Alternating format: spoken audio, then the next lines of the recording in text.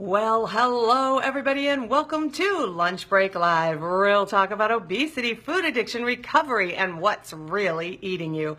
I am Carrie Dela Cruz here with you on this Monday holiday sort of day here in the U.S. Maybe it's a Tuesday morning for my friends in New Zealand, or maybe it's midnight on some other day of the week when you're joining me on demand. Whatever the case, I am so grateful that you guys are here. And I hope you're doing great. How you guys doing? Check in with me. Shoot me some happy faces or some thumbs up or some hearts or whatever. Let me know you're doing well. I see you out there, Mom. And I don't know who else is with me. Maybe you guys are feeling a little bit shy. Don't want to report back. But whatever the case, let's see. Today I want to talk about, but I got to move something from my feet because it's driving me nuts. Please hold. Okay. All right. All right. There we go. Okay. All right. I'm ready. Some days are just more comfortable in my skin than others. Okay. All right then. I saw stuff floating by, so I know you're there, Mom, and I hope you're feeling better. So anyway, yay. Okay. I'm feeling really good and all emboldened. Anyway, today I was thinking about it. Okay. Now, hi, Maria. How are you? Hola. Okay. So you know how I talk about the scale and you know how I'm like, okay, look, pitch the scale. It is not your friend. I started thinking about this and I was like, why do we look at the scale for that sort of feedback? Why is it so critical to us? Is there anything else in our world or in our lives that we interact with the same way we do with the scale? And it occurred to me that, yes, this is a very natural thing for us to do in many areas of our lives, and we're not even aware of it. But I think that is where we need to become aware of it, so that it doesn't eat us up, and we manage our interactions with the scale if there are any interactions at all. So let me begin by saying this. I'm going to go on record and say, is the scale more of a weapon than a tool for you in your life? Only you know the answer to that. Is it a foe more than a friend? Is it judge, jury, and executioner? Well, for years, the scale, that damnable scale, it ate me up. I mean, it just ate me up because I could never make it say what I wanted it to say. And, when it did say something that I wanted it to say, it didn't, keep saying that for very long. And I mean, I just felt like I was constantly being judged by it, And I mean, at one point I figured out, if I starve myself, I can make the scale tell me whatever I wanted to say, which is kind of crazy. So I felt worse about myself than ever. And I felt worse physically, mentally, emotionally, everything than ever. And there I was looking at the scale to somehow make me feel better, and yet I never did. It was kind of a strange relationship when you think about it. I know I'm not alone, but anyway, here's the thing. I have a few thoughts about this because I'm thinking that the scale has become more of a torture device than a tool of measurement. Okay, I don't know if you guys agree with me, but I kind of think you do. All right, so... All right, we all agree there's different types of scales, right? I was thinking about this. What kind of scales are there? Because obviously the one we think about is the one we step on in the bathroom or at the doctor's office or whatever. But there are lots of types of scales. There are some that measure weight, which is, of course, quantity. And then there are some that measure significance or trends, which would be quality, right? And some measure distance, again, quantity. And some appear on fish. Scales, you get it? Fish have scales. All right, there's a reason for that. I had to put it in here. I'm like, it occurred to me because this is how my brain works. All right. So, speaking of fish, now I was thinking of doing a show on forgiveness. Okay, but I'm not going to do it today. I wasn't ready for it. I was thinking, no, I don't have what I want to talk about today. But that doesn't stop me from thinking about fish. I mean, I may do that tomorrow. I don't know. But here's the thing. This probably came up because we went to Mass in Spanish yesterday. And I remember my last trip to a Spanish Mass when I was in Baja. It was pretty funny, actually. The whole family is sitting in the front row. And, I'm like a 5-year-old. I read everything out loud in Spanish and translate it. And I hear, the way the words sound and everything. And seriously, it's like riding around with a 5-year-old when you're with me. So anyway, I'm sitting there in church waiting for it to begin. And I'm looking up at the sign and it says, and I got to read this to make sure I get it right, Dios perdona nos pescados. That's what I read. I read that out loud, and I say it several times, and I go, pescados, pescados. Dios no perdona nos pescados. And I'm like, huh. I know the first part, it says, God, please forgive. Then I'm like, forgive us our fish? I was not understanding it. Now, of course, my whole family is wildly entertained by me saying pescados. Because as I soon learned, the word is pecados, which is wildly different than fish. Pecados means sins. So I'm like, God, forgive us our fish. So you see, we can misinterpret things, pretty easily, especially for want of a single letter. But anyway, it became really, really clear to me eventually what that really, really meant. And I thought, you know what? We can understand entire meanings very, very easily of things that we see. We can think it's really, really clear, and then we can find out that, nope, that is not at all what it's saying. Well, how often do we misinterpret things in life because we don't understand what we're reading? Okay? We don't understand what we're reading or the meaning of what we're seeing, or if we're even seeing it correctly. So just remember, if you remember nothing else from today's show, remember pecadores, not pescadores, because that is very, very different, and you don't need to be forgiven for your fish. I'm going on record with that one. All right. But anyway, back to the scales, fish or otherwise. All right. So when I say scale, okay, I know you guys are thinking. You've been like thinking about the damnable scale. You're like, the one in the doctor's office with those really heavy clunky things on it, or the one in your bathroom that's like digital, or it has the little dial or whatever. You're thinking about that, right? You step on it and it tells you if you've been good or bad, which makes me think you should probably only step on it once a year because, Santa Claus, right? He determines whether you're good or bad too, and you only see him once a year. So I'm thinking if you got to do anything, just see your scale once a year, if that's the only reason you step on it, to know if you've been good or bad. But anyway, there's that scale. And then there's the one that we see on like the depiction of Lady Justice, like in the courtroom, right? And that's very different. And that one kind of depicts, you put half on one half, you put something on one half, like a plate, and then you put something on the other half. And what are you trying to achieve? Balance.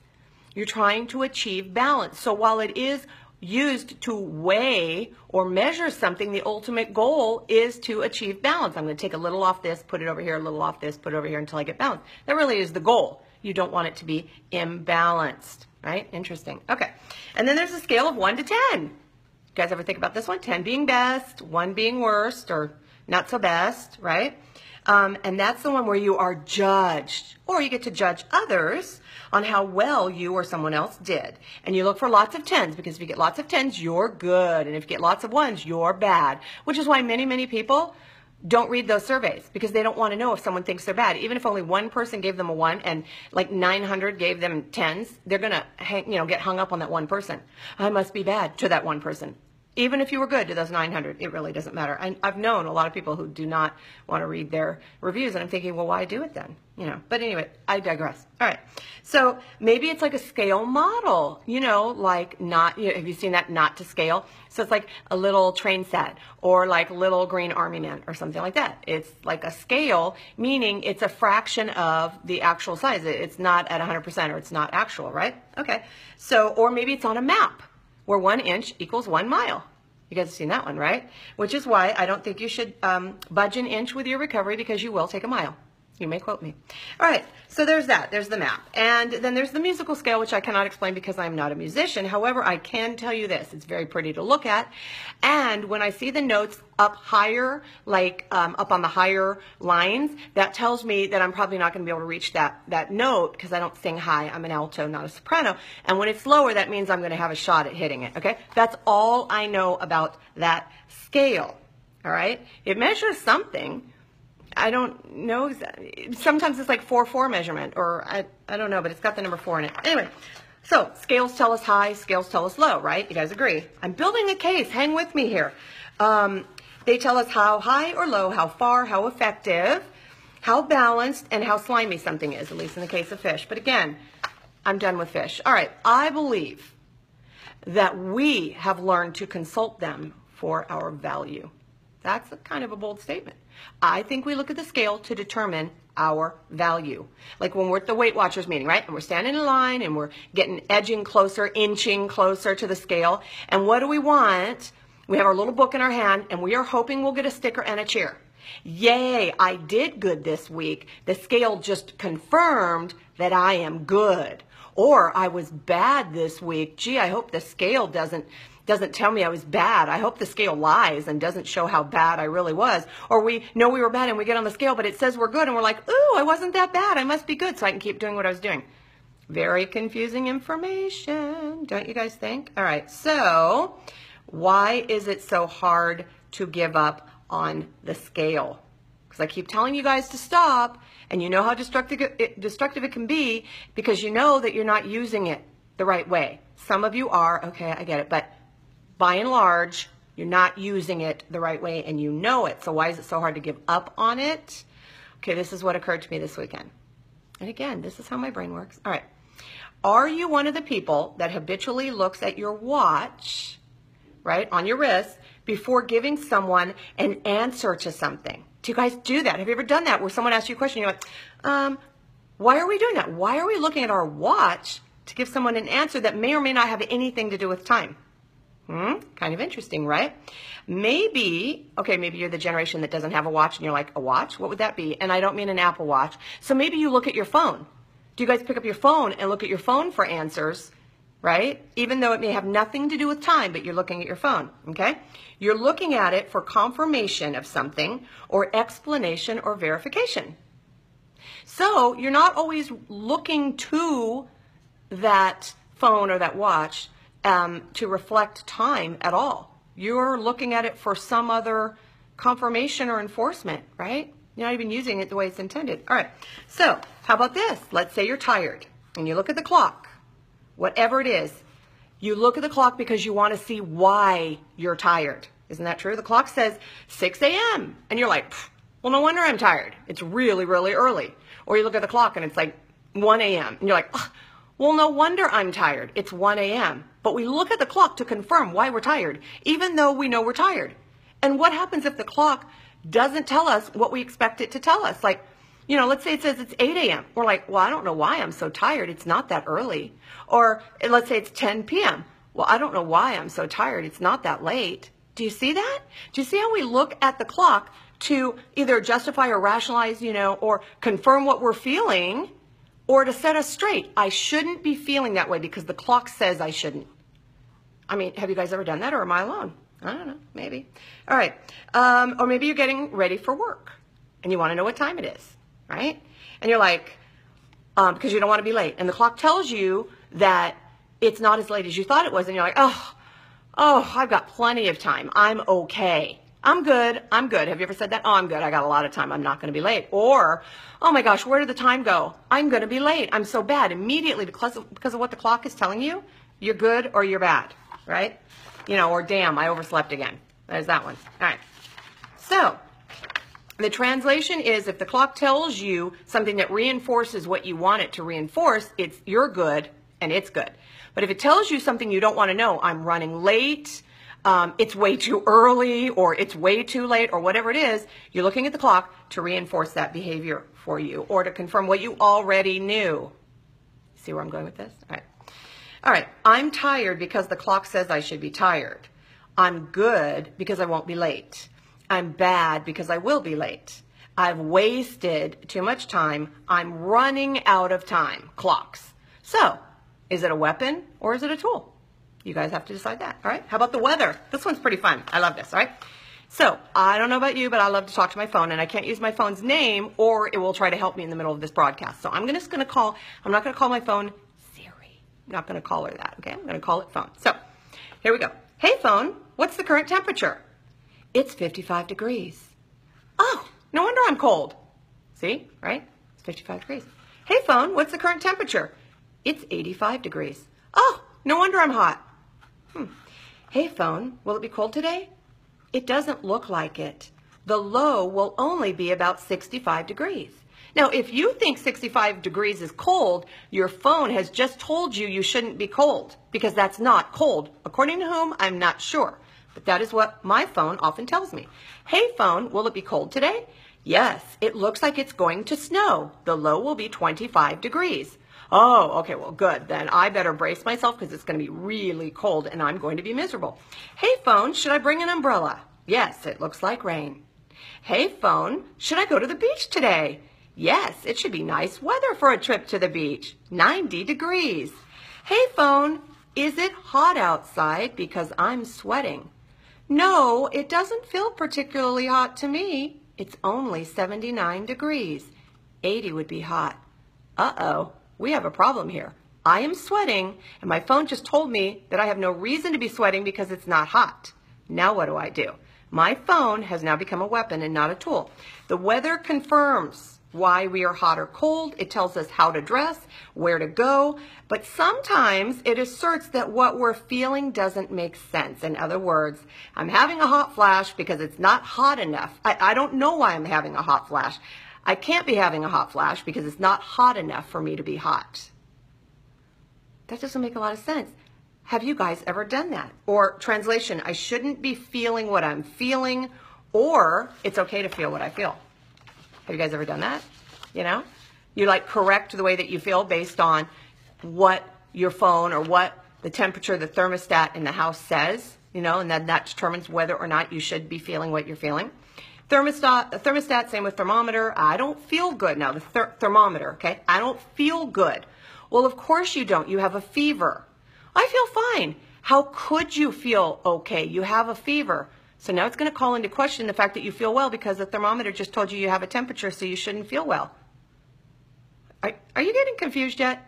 I want to know. We don't let this stuff eat us up, though, do we? Do we let the weather really eat us up, you know, if it countermands or contradicts how we're feeling? No, we're just like, oh, well, and we write it off. Or the thermometer, oh, I have a temperature, better do something about it. Or I don't have a fever, so I'm sure I'm fine. But we don't really think about it. It doesn't judge us.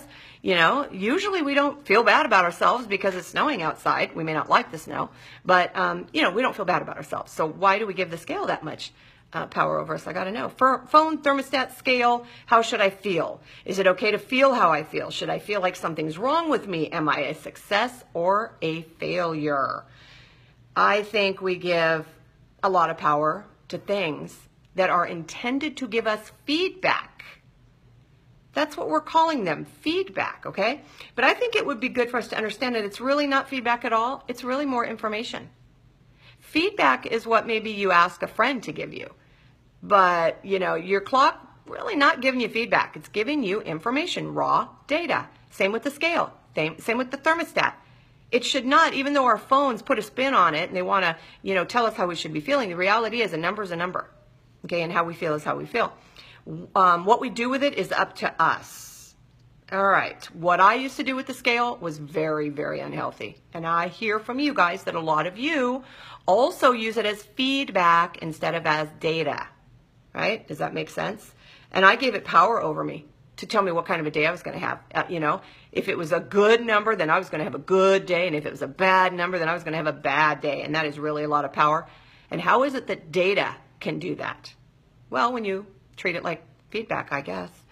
I don't know about you. When I'm following a healthy program and I'm making healthy choices, I don't need the scale to tell me what's going on. I mentioned this before. My pants tell me everything I got to know. Do I feel good in my skin? Do I feel good in my clothes? Does my body move the right way? Am I doing the right things? I don't need the scale to tell me if something is up. So I know this is a goofy program today. It's kind of crazy, but you know, these are just my little thoughts. And I encourage you guys to consider your relationship with the devices in your life, all of them. You know, are you giving too much power to your phone? Maybe giving too much power to that clock on the wall, you know, asking them how you should feel. Look, I knew I was in trouble the day I asked Siri, and I had to write this out because I couldn't believe it. I asked my phone if it was going to rain today, and the phone said, no, it doesn't look like it will rain today, and it was pouring rain. Okay, we have a problem here. Or when my phone told me it was raining, but there wasn't a cloud in the sky. Yes, there are times when I will be in my house with the blinds closed saying, hey phone, is it raining? When all I have to do is look outside and I'll get all the information I want. So are you relying upon your scale to tell you something that you already know?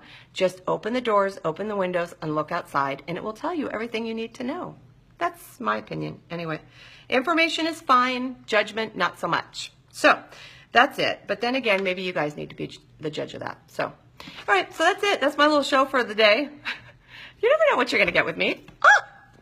a phone that falls over, which, by the way, was why it took me so long to come online today. Because for whatever reason, inexplicably, my little easel here is freaking out. And it's like tipsy-turvy, topsy, whatever. Anyway, but that's okay. I'm not letting it determine how my day will go. So anyway, I'm going to quickly, let me see. Let me look at, okay, I have a little time. Let me look at my watch is what I was just trying to say there. Let me just take a look at what you guys are saying and who is here. And there we go. So my mama is here. I'm Maria, and I already said hello to you. And, oh, Jessica, I'm so glad you're here. And Blanca, you know what? We have the Hispanic contingent covered today. I'm very excited. I mean, I'm feeling more gringa than ever, but that's okay. That's okay. That's it. And Maria, see, like everybody here is, you know, Latina today, I guess. So anyway, that's about it. I'm going to encourage you guys, do not let the scale eat you up.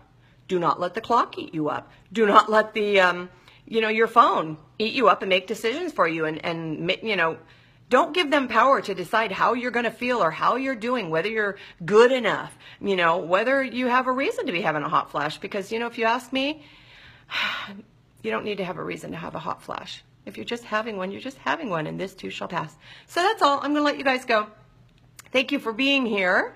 Who knows what tomorrow's show is going to be about, but hopefully I will not be using rented lips like I am today, because my, oh my. And you know what? I'm just going to blame the fact that I have been with my in-laws a lot, and I have been speaking 2 languages, and I get very confused about what language I'm supposed to be speaking, and I cannot form English currently. But when they leave, I should be right back to where I was. So that is all. Thank you guys. And Sarah, I am so glad that you are here. You never weighed yourself at your doctor's appointment. You know, I will just tell you this. I remember I used to feel really judged, you know, when I'd go in and they'd say, okay, let's weigh you. And I'd say, no, let's not.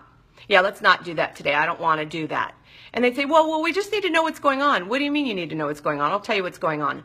I'm gaining weight. I suck. I feel really bad about myself. And I don't need to get on that scale to let you know that, okay? Because then you'll, you know, judge me and you'll make me feel worse about myself. So no, I'm not getting on the scale. Okay, well, let's take your blood pressure. No, because pretty much that's going to tell you what's going on the scale. We're not going to do that. And besides, that hurts my arm. Oh my gosh. I had all kinds of excuses and reasons for not getting on the scale, not getting my blood pressure done. And even though there may have been some legitimate, you know, concerns or legitimacy, like the cuff hurt my arm or whatever, the reality was I didn't want it to tell me what I already knew.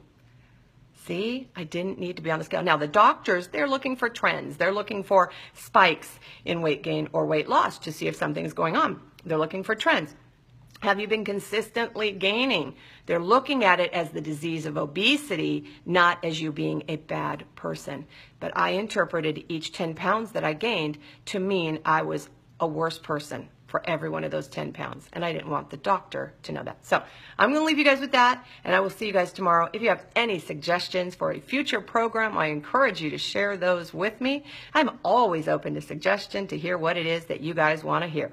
So you all be well. I'm going to sign off by reminding you to have courage, seek peace, embrace joy, and above all, pitch the scale and live your recovery. Remember, you can't stop feeding what's eating you if you don't know what's eating you. Take care. See you tomorrow, guys. Bye.